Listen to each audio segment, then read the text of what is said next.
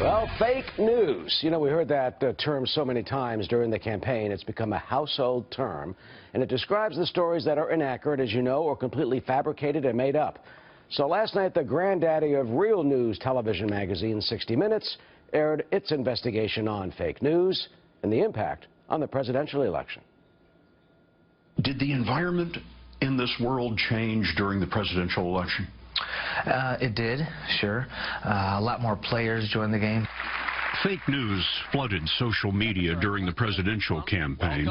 This story said Donald Trump was caught snorting cocaine in a hotel. Another said, after colonoscopy reveals brain tumor, Donald Trump drops from race. Part of political campaigning these days involves a very widespread strategy that involves manipulating public opinion over social media. Twitter and Facebook are part of that advertising strategy.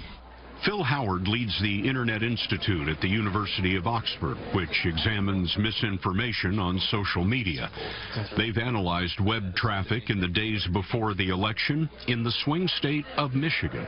How much of this news on Twitter in Michigan was, as you call it, junk news, and how much of it legitimate? Well, in the case of Michigan, we found that the proportions were about equal. The junk news with stories that had not been fact-checked and that came from organizations that were not professional journalism organizations was about as much as the amount of content coming from the professional news organizations. There was as much fake news as there was actual news? There was. That is unbelievable. Judith Miller joins us, Pulitzer Prize-winning reporter, author, and Fox News contributor. James Freeman, assistant editor of the editorial page at the Wall Street Journal. Judy, let me start with you.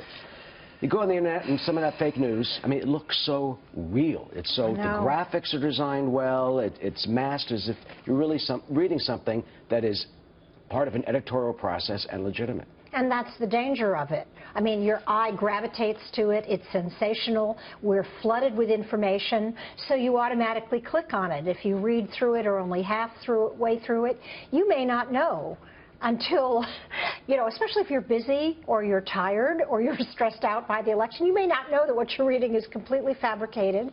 And I think that is such a problem today, as 60 Minutes has done a huge public service by pointing out. I mean, James, the stories are unbelievable. We just had a few of those. And they had, you know, the pedophile Hillary Clinton alleged sex ring at the pizza parlor that did cause a potential tragedy, the shooter down there. Can this be stopped? How do people determine what is fake and not real and what is legitimate?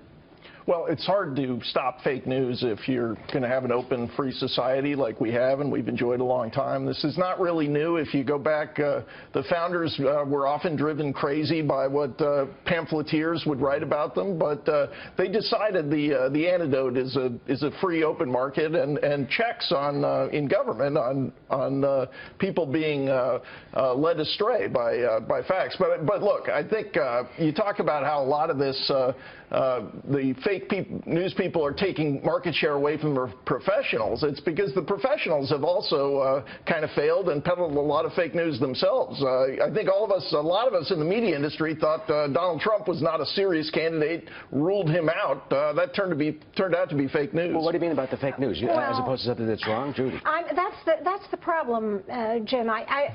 You know, fake news is not news with which you disagree. Fake news is fabricated news, invented out of whole cloth, deleting all of the qualifiers about what we know and we don't know. And fake news has real consequences. You're right, I agree that the marketplace tends to be the cure, but when you have half of all stories on social media being fake, that's an epidemic. That's a real problem. I would say CBS and 60 Minutes in particular are not above fake news. You were broadcasting from the Bush Library. I think the former president could talk about CBS and their coverage of his military record. Turned out to be fake news. Big embarrassment there. Well, would that be fake news or that it just wasn't editorially properly vetted? I mean, there was a failure there in the editorial process, and that's the difference between fake news and professionals. You're supposed to have a rigorous editorial standard. Jimmy Breslin said if it's true, put it in the paper. You know, let society sort it out, but make sure that basically it's true or the allegations at least have some merit. Yeah, and certainly you hope that's how everyone operates, but I think a lot of voters feel like the the professional media has acted often with bias and not in a good faith effort to search for the facts. So I think part of this is a failure on the part of what you might call the professional or the legitimate media to do their job. Judy, there is a sense of some people who do believe that.